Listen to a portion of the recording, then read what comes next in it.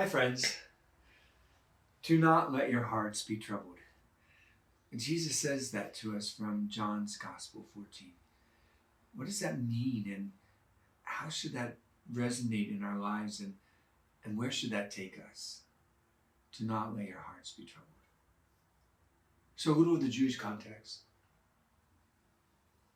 It's on the night of the Last Supper, and the hearts of the disciples are going to get really troubled, right?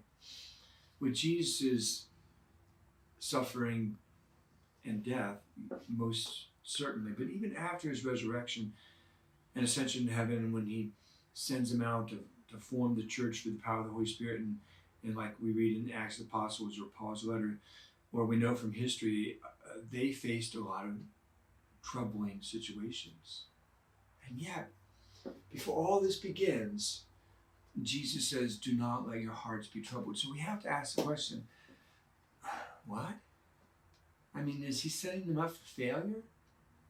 Is he saying to them, do not let your hearts be troubled, but I know they're going to be troubled, but don't let your hearts be troubled?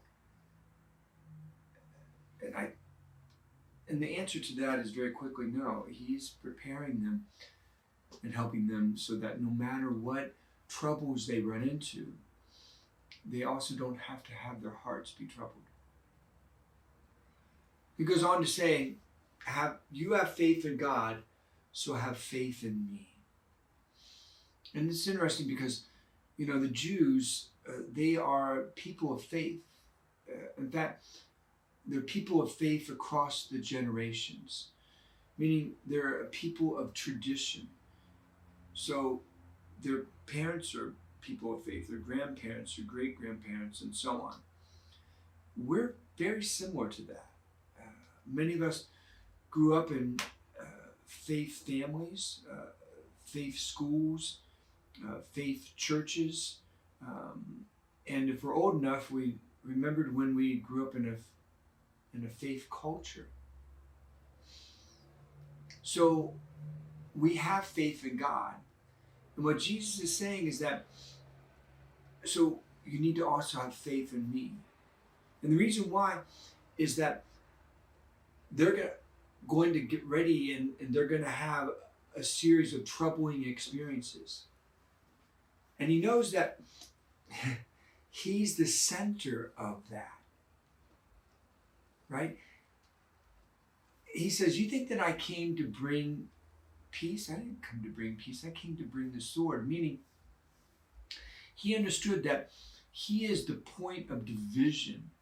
He doesn't cause the division, but he's the point of division, not just during his age, but during our age. And precisely because what he gets to at the end of John chapter 14, where he says, I am the way, the truth, and the life. So if Jesus truly is your way, my way, or a population of humanity's way, truth, and life, and there's an enemy out there, then you're in the way. And you're going to have troubles. Well, we're all going to have troubles in life, with or without God, because we live in a fallen world.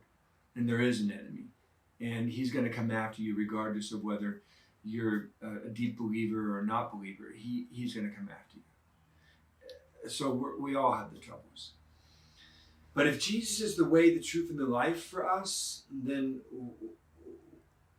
we're going to have those troubles, and we're going to need that faith, not just in God, but in Jesus Christ. And that's what Jesus is trying to get at with his disciples, is that you follow me, you have faith in me, and when I send you out into the world, there's going to be others who don't like you because they don't like me, or don't like you because they don't like the truth, and they don't believe in the truth, and they don't want to follow a way other than only their own way, and they only want their life, and they want their life the way that they want it, rather than the life that I've come to give.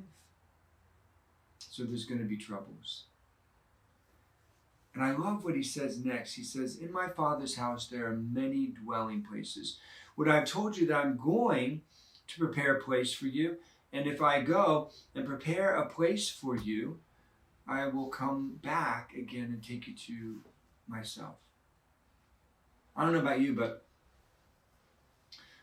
I don't know if I could deal with the troubles of life if I did not know that there's a place for me in heaven, that there is a heaven, and that heaven is so much more than I will ever experience in this life, with God or without God. You know, the old Billy Joel song, I'd rather laugh with the sinners than cry with the saints, because there's some people in our society today who think that Christianity is a drag, and it keeps them from fully experiencing all of life that they want to experience.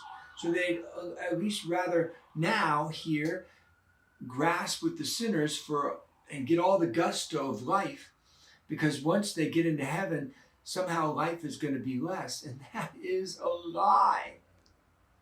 Like, life is going to be more than anything that we could grasp at, anything that we can imagine that we could experience that is exciting and thrilling and fulfilling and just fantastic, right?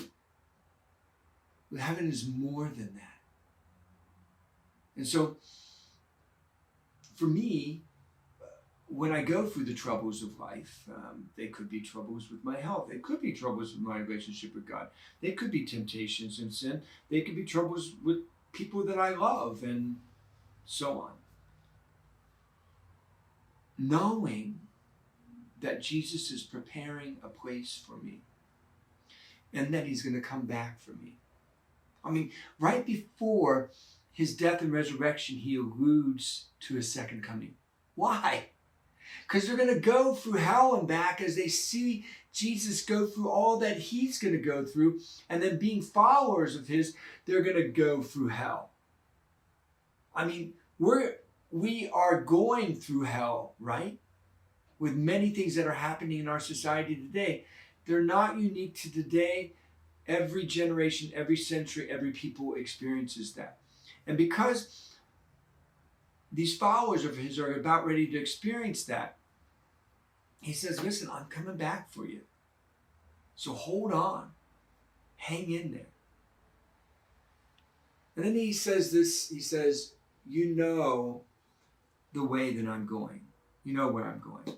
And Thomas is where, so Thomas speaks up. You've got to love Thomas, right? Because he asks questions.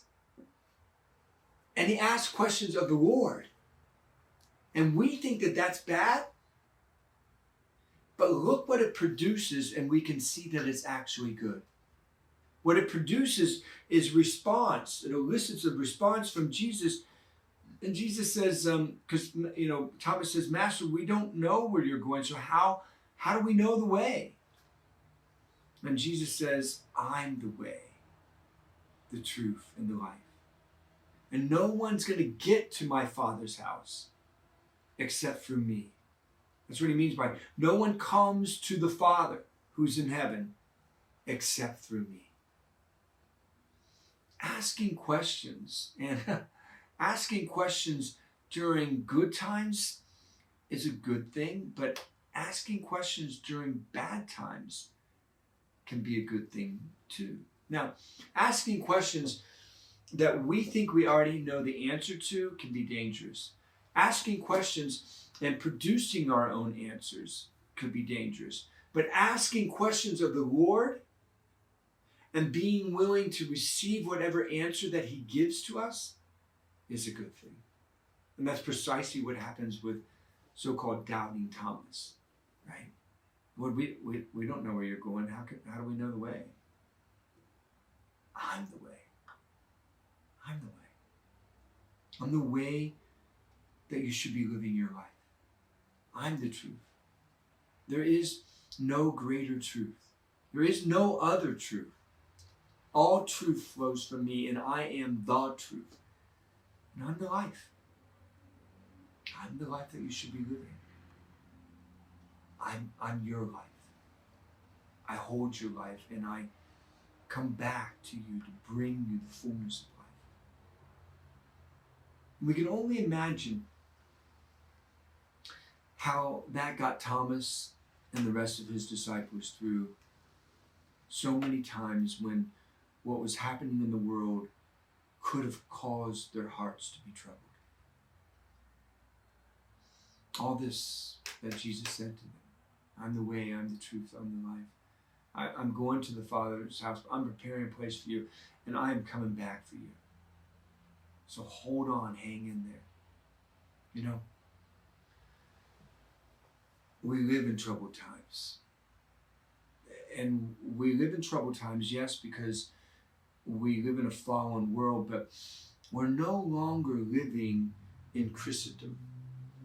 Christendom is this term that's been around for centuries, which means that everything in our culture, in our society, in our laws, in our music, in our arts, in our entertainment, in our relationships have been touched by Christ, have been influenced by Christ, have been shaped by Christ, are infused with the presence and the values and the world view of Christ. We no longer live in Christendom. And that Christendom, the borders of it have receded just in the last few years, the last couple of generations, really. So what we're living in now is what the first disciples were living in, what historians call the apostolic age. And the apostolic age is that we're living in a society that is no longer shaped and formed by Christianity and its values and its worldview. And that's a dangerous place. It was a dangerous place for Jesus and his disciples and in the first several centuries when the church was being put together. But Jesus is the way and the truth and the life. And the disciples hold on to that in the age of the apostolic age. And from that, they're able to build Christendom. How? They build everything in their society, everything in their life, everything of value to them through the lens, through the experience, through the person of Jesus being the way, being the truth, being the life. It's interesting. We have a speaker that's with us for a couple of days for our teachers as we're moving to a classical education and implementing that starting in our school in the fall. And he was talking about truth, that truth is in every subject that they're teaching, not just like in math or in science or in religion, but it's in music and it's in art and it's in architecture and so on. And he gives this great example from geometry. And he has us take those compasses, with a point on it and a pen, and he guides us through creating all these circles that are intertwined, and they make images, within those circles. And there's a mathematic precision to the distance between all of them. And he takes us through these 8 points till we get to the 8th point, the octave. And then he takes us through do, re, mi, fa, sol, la, ti, do, right? And that last do is the octave. And we look down at this geometric image that he had us put together, and there are the 8 points of the musical scale that has guided music for centuries. For pianos and for harpsichord and even to this day to guitars and string instruments. That the ancients, and by that I mean like the Catholic Church that put together Christendom and helped to form like the greatest classical pieces that we call classical music today. That the very foundations of our music is based upon geometrical truths that come from mathematical equations. Because we know that math is like a universal truth, right? A universal language. But then it doesn't stop there. He shows us these images in geometry, and he says, now let me show you this Gothic cathedral. And we're looking at the stained glass, and we're seeing all of these same images in this geometrical image that he had us draw out. And he said, isn't it interesting that the Catholic Church built these beautiful Gothic cathedrals and even put these geometrical images based upon math in their stained glass and on their vaulted ceilings and in their columns and stuff, because they were using the truths in order to build like the harmony of music and build a space that was conducive to the harmony of music, and even the light that was in there and the material that supported the church, held up the church, was built upon these same truths. That's Christendom, right? Everything, the music, the art, the architecture, the math, the science, all that is affected by truth. And Jesus is saying, I am the truth, and all truth comes from me. And scientists today who look at the formation of the universe, what they get to is they're starting to say there has to be an intelligent designer behind it, because of all the math that is in not just the production of the universe, but holding the universe in stability. It's all based upon math. God created even math because he is the truth. And where I'm going with this is that we see our society starting to fall down. All the structures that's held up our society for centuries. Marriage, family, government, schools, healthcare, all of that, roads, they're all crumbling, right? Why? Because we let go of truth.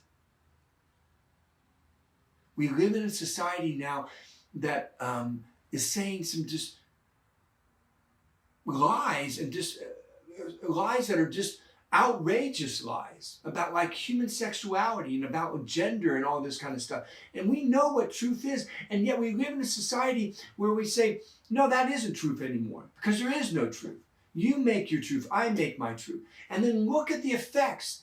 Everything that's holding up our society is crumbling. Just like that Gothic cathedral that holds up the building, that holds truth within it, both in the written word and the preached word and in the music and in beauty and architecture. It's all holding up something. The kingdom of God on earth.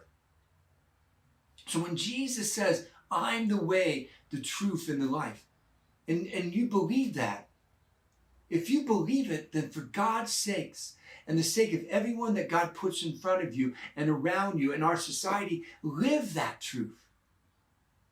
And then you and I, in our parish church that we're in our school that we send to, in our community of friends, and those most important relationships, and then everybody else that God puts in our path, we will be capable, just like the disciples in that apostolic age, to meet an unbelieving age and not be changed by it, but change it. And bring back a Christendom society again, where God is the center of every aspect of our life, and truth itself, like a cathedral built upon math and God, can hold up an unbelievable amount of weight. And everything that comes into that church, into our lives, finds shelter there, finds refuge there, finds a home there, finds a family there, finds the way for their life, a truth for their life, finds life itself. That's what Jesus was talking about when he says, do not let your hearts be troubled. We live in troubling times. But if Jesus is your way, your truth, and your life, then you'll always know that you have a home in heaven.